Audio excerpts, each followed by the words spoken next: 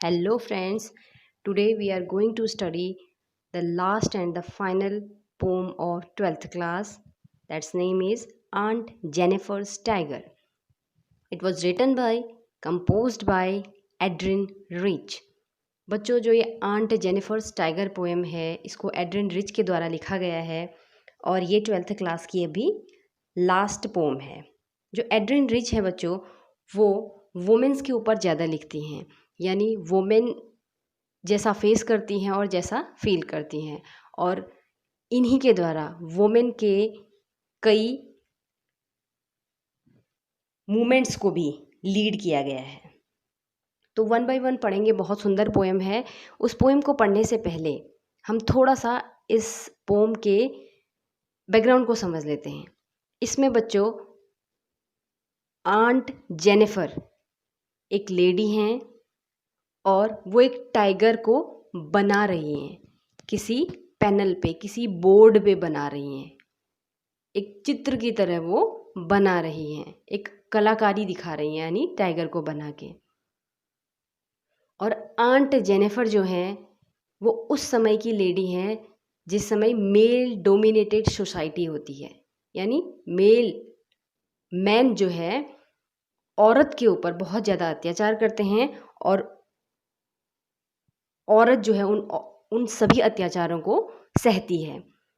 तो उस समय की एक पोएम है, उस समय को दर्शाती है और आंट जेनिफर की फीलिंग्स को शो करती है। तो वन बाय वन हम इस पोएम को पढ़ते हैं। इसमें केवल 3 पैराग्राफ्स हैं और बहुत सुंदर पोएम है बच्चों, ध्यान से सुनिएगा। लाइन बाय लाइन स्टार्ट करते हैं।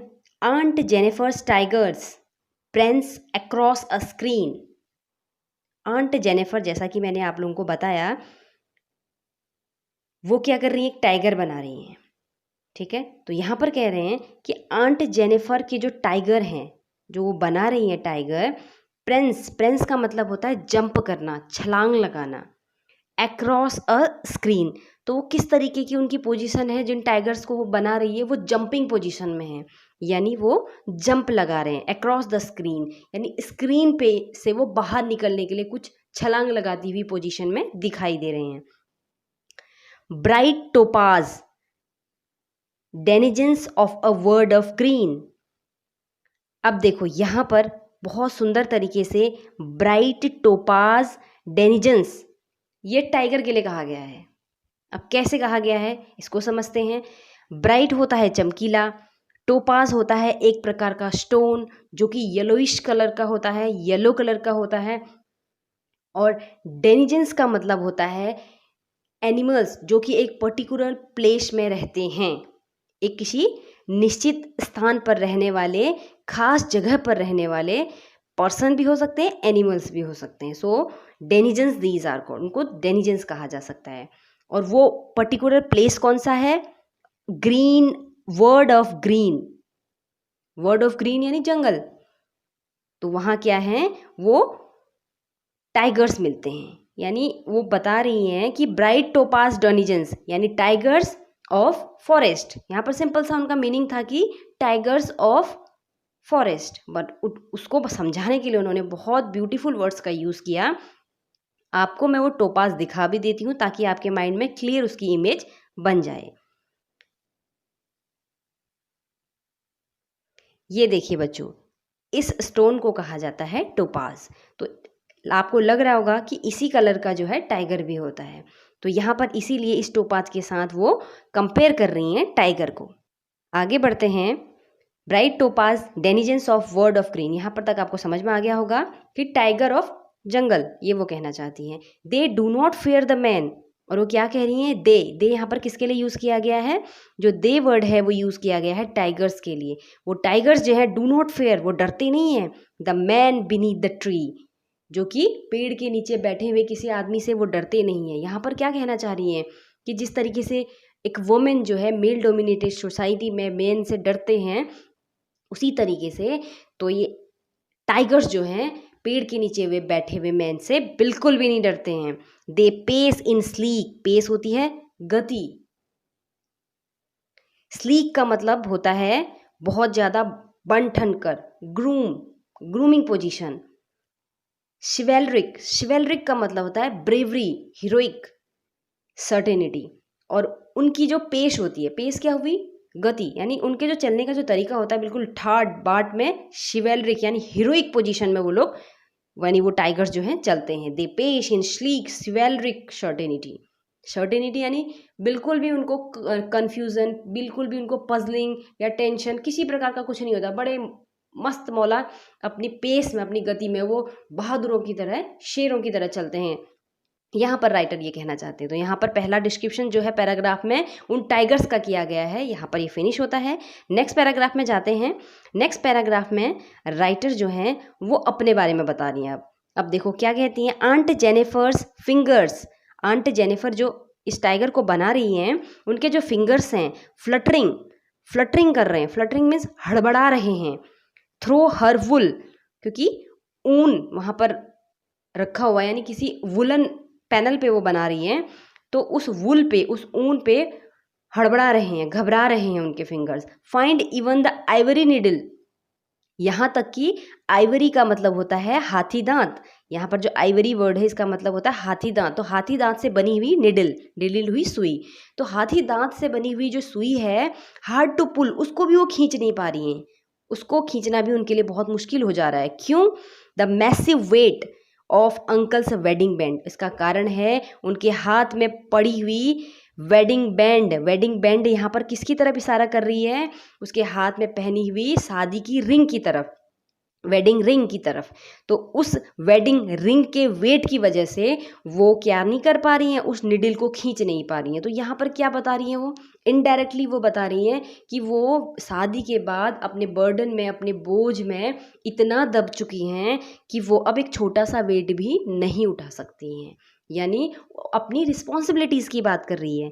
Seats heavily upon aunt Jennifer's hand, जो कहाँ बैठी हुई है, जो रिंग जो है वो heavily upon aunt Jennifer's hand, aunt Jennifer के हैंड पे बैठी हुई है। मीन्स जो रिस्पॉन्सिबिलिटी है वेडिंग की, जो शादी की जो रिस्पॉन्सिबिलिटी है वो आंट जेनिफर के ऊपर है, इसलिए वो जो है बहुत ज़्यादा यहाँ पर अपने आप को वीक दिखा रही है।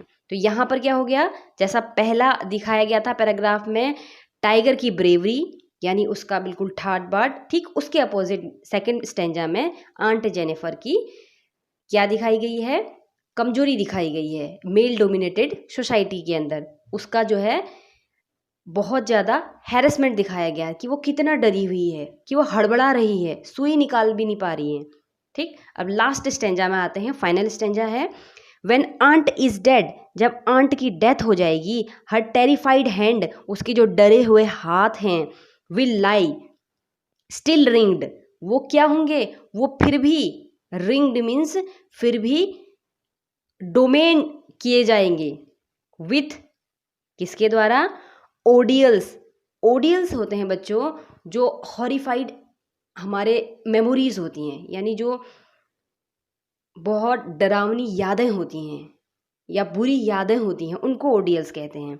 तो यहाँ पर वो कह रही हैं कि वो जो डरी हुई आंट है वो जब मर जाएंगी तब तक भी जो ये ओडियल्स हैं, जो उनकी हस्बैंड के साथ बिताई हुई यादें हैं, जो डरावनी यादें हैं, वो क्या करेंगी? सी वॉज मास्टर्ड बाय, वो यादें उनको मास्टर करेंगी। क्योंकि पूरी लाइफ जो है आंट जेनिफर की जो लाइफ है, पूरी लाइफ किसने डोमिनेट की? उसके हस्बैंड ने। बट आफ्टर उसके हस्बैंड की डेथ के बाद उन मेमोरीज, उन यादों के दबाव में वो अपनी लाइफ को बिता रही हैं। तो वो कह रही हैं कि इसी तरीके से उनकी डेथ हो जाएगी, यानी इसी प्रेशर के अंदर उनकी डेथ हो जाएगी। द टाइगर, लेकिन जो टाइगर है इन द पैनल, जो पैनल में उन्होंने टाइगर बनाया है, क्योंकि उनके अंदर क्या थी? टाइगर की जैसी अंदर से फीलिंग्स थी, बट वो उनको कभी बाहर नहीं निकाल पाई। तो अपने अंदर दो पर्सनालिटी वो दिखा रही हैं, एक जिसको वो जी रही हैं, एक इसको वो जीना चाहती थी। ठीक है, तो जो टाइगर जो उन्होंने बनाए हैं, तो कहती हैं कि जो पैनल पे जो टाइगर बनाए हैं, दैट शी मेड, जो उन्होंने बनाए हैं, विल गो ऑन प्रेंसिंग, वो हमेशा छलांग लगाते रहेंगे। प्राउड एंड अनअफ्रेड, उनमें प्राउड बहुत ज़्यादा गर्व होगा, और अनअफ्रेड वो कभी किसी से नहीं डरेंगे। तो यहाँ पर दोनों को कंपेयर किया गया। बहुत सुंदर कविता है। फर्स्ट बहुत आसान भी है, फर्स्ट में टाइगर के बारे में बताया गया है, सेकंड में आंट जेनिफर के बारे में बताया गया है, और थर्ड में जो है उन दोनों को कंपेयर किया गया है। तो यहीं तक। और इसमें ध्यान देने योग्य मेन बात ये है कि यहाँ पर जो टोपाज है, ब्राइट टोपाज, वो टाइगर की तरफ इशारा कर रहा है, और वर्ड ऑफ ग्रीन जंगल की तरफ इशारा कर रहा है। शिवेलरिक बहादुरी के लिए यूज़ किया गया वर्ड है। और अंकल वेडिंग्स बैंड उनके हाथ में पड़ी हुई वेडिंग रिंग की तरफ इशारा कर रहे हैं। और जो टाइगर है वो डोमे यानी उनके अंदर की इच्छाओं की तरफ इशारा कर रहे हैं। ठीक, तो जो उनको हमेशा क्या करते हैं, मास्टर करते हैं। तो यहाँ पर ये पोएम जो है फिनिश होती है। अगर आपको ये पोएम पसंद आ रही है तो आप इसको लाइक और सब्सक्राइब करें, क्योंकि आपका लाइक और सब्सक्राइब जो है हमारे लिए मोटिवेशन का काम करते हैं। और इसके अलावा अगर आपको किसी अदर टॉपिक पे वीडियो चाहिए तो आप कमेंट बॉक्स पे लिख सकते हैं। Thanks for listening to me, keep watching my channel, bye bye.